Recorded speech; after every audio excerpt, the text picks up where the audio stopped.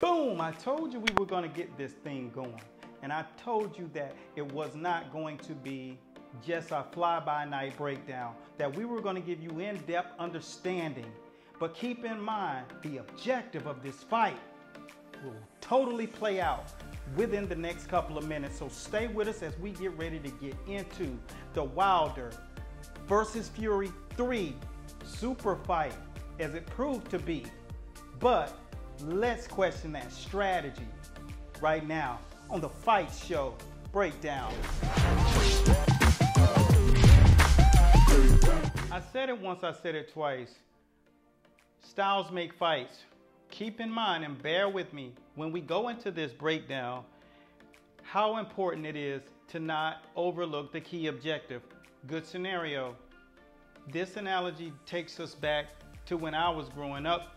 First time I had a car, paying tons of money, trying to get things fixed mechanically, but I would overlook the first important thing. Before anything electronic goes out in your car, check the fuses. First, you can save yourself thousands of dollars. The same thing with this Deontay Wilder-Tyson Fury match. Keep this in mind. Styles make fights. This was a slugger, Deontay Wilder, versus a boxer puncher. I call him a boxer puncher now because he's been working on power. So when you're focusing on landing power throughout the fight, then you are a boxer slash puncher. At any time, he can change the narrative and become a pure boxer once again. That's the benefits in being well-rounded and versed in depth. Now let's take a look at what we see in Malik Scott and Deontay Wilder's strategy. Their strategy was take control of the center of the ring, use the jab, steady, and go to the body. Concept: use the jab, control the center of the ring, go to the body. Sounds like a beautiful concept to me. Concept. The reality is you're locking up the key rule of the first rule of valor, which is styles make fights. So strategy is irrelevant. If you're overlooking the fuse box, you're going to pay a handsome price for an alternator when you only needed a fuse. Stick to the right plan. Now we won't get into the long count because that's an entirely different show. So if you have not subscribed, so you can see that in-depth breakdown in what the top key people in the industry like Jack Reese say about this scenario, you'll want to subscribe so you can see more in depth what these type things and scenarios are measured against so that there is clarity. But it is an entirely different baggage to unlock, so we will get into that later. But on to the conversation at hand. But I will add that when you knock someone down, what happens is you get a dopamine rush. The fact that you don't get to finish that celebration, you go on an instant crash like when you drink a lot of sugar.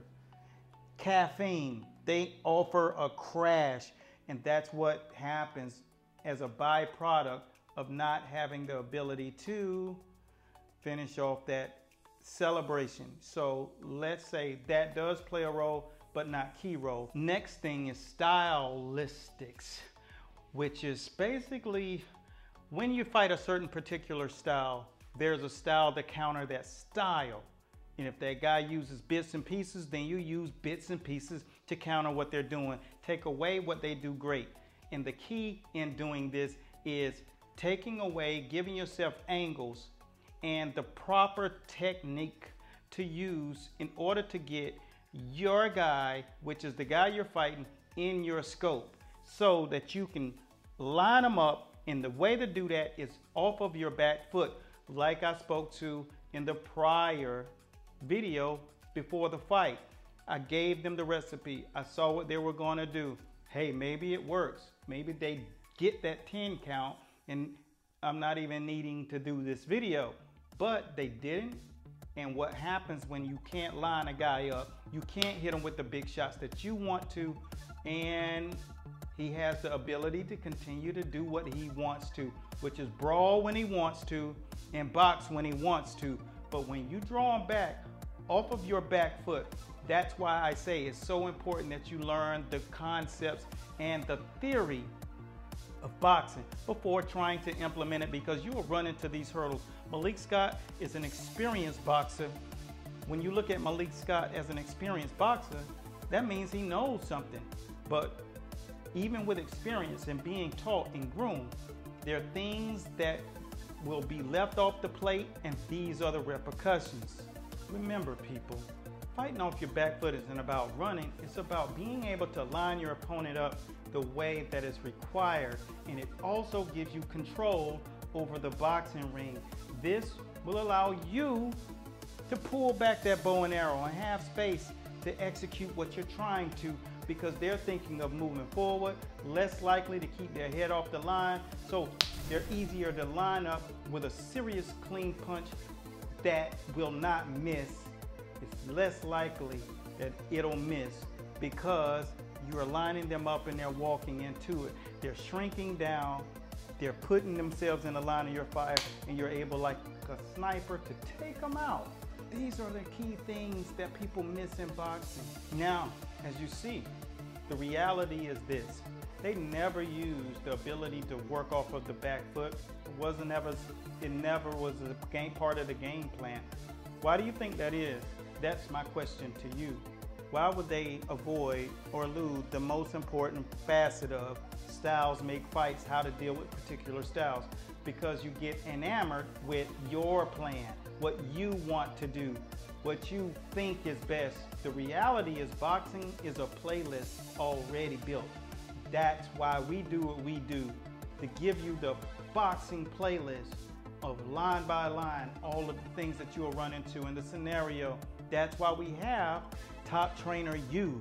It's not because there's not a space for this, it's because there's totally a space for it, because trainers do not understand this. And in the heat of fire and battle, you'll run into these scenarios that you do not understand how to fix. And this, my friend, is one of them.